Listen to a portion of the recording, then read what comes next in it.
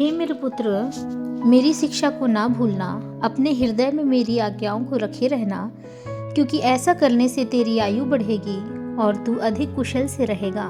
कृपा और सच्चाई तुझसे अलग ना होने पाए, वरन उनको अपने गले का हार बनाना और अपनी हृदय रूपी पटिया पर लिखना।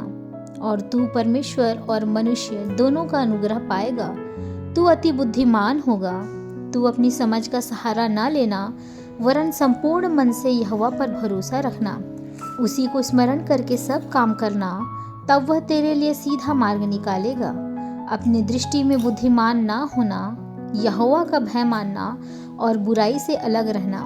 ऐसा करने से तेरा शरीर भला चंगा और तेरी हड्डियां पुष्ट रहेंगी। अपनी संपत्ति के द्वारा और अपनी भूमि की पहली उपज दे देकर यहोवा की प्रतिष्ठा करना। इस प्रकार तेरे खत्ते भरे और पूरे रहेंगे और तेरे रस कुंडों से नया दाख मधु उमड़ता रहेगा। हे मेरे पुत्र, यहोवा की शिक्षा से मुंह ना मोड़ना, और जब वह तुझे डांटे तब तू बुरा ना मानना, क्योंकि यहोवा जिससे प्रेम रखता है उसको डांटता है, जैसे कि बाप उस बेटे को जिसे वह अधिक चाहता है। क्या ही धन्य है वह मनुष्य जो बुद्धि पाए और वह मनुष्य जो समझ प्राप्त करे, क्योंकि बुद्धि की प्राप्ति चांदी की प्राप्ति से बड़ी और उसका लाभ चोखे सोने के लाभ से भी उत्तम है। वह मूंगे से अधिक अनमोल है, और जितनी वस्तुओं की तू लालसा करता है उनमें से कोई भी उसके तुल्य न ठहरेगी। उसके दाहिने हाथ में दीर्घायु और उसके बाएं हाथ में धन और महिमा है। उसके मार्ग मनभाऊ है और उसके सब मार्ग कुशल के हैं। जो बुद्धि को ग्रहण कर लेते हैं उनके लिए वह जीवन का वृक्ष बनती है, और जो उसको पकड़े रहते हैं वह धन्य है। यहोवा ने पृथ्वी की नींव बुद्धि ही से डाली और स्वर्ग को समझ ही के द्वारा स्थिर किया। उसी के ज्ञान के द्वारा गहरे सागर फूट निकले और आकाश मंडल से ओस टपकती है। हे मेरे पुत्र, ये बातें तेरी दृष्टि की ओट ना होने पाए।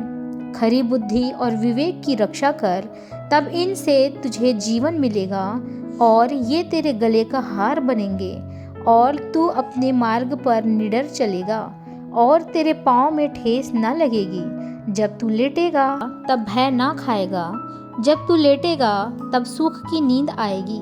अचानक आने वाले भय से न डरना, और जब दुष्टों पर विपत्ति आ पड़े तब न घबराना, क्योंकि यहोवा तुझे सहारा दिया करेगा और तेरे पाँव को फंदे में फंसने न देगा। जिनका भला करना चाहिए, यदि तुझ में शक्ति रहे तो उनका भला करने से न रुकना। यदि तेरे पास देने को कुछ हो तो अपने पड़ोसी से ना कहना कि जा कल फिर आना, कल मैं तुझे दूंगा। जब तेरा पड़ोसी तेरे पास बेखटके रहता है तब उसके विरुद्ध बुरी युक्ति ना बांधना। जिस मनुष्य ने तुझसे बुरा व्यवहार ना किया हो उससे अकारण मुकदमा खड़ा ना करना। उपद्रवी पुरुष के विषय में डाह ना करना, ना उसकी सी चाल चलना, क्योंकि यहोवा कुटिल से घृणा करता है, परंतु वह अपना भेद सीधे लोगों पर खोलता है। दुष्ट के घर पर यहोवा का शाप और धर्मियों के वास स्थान पर उसकी आशीष होती है।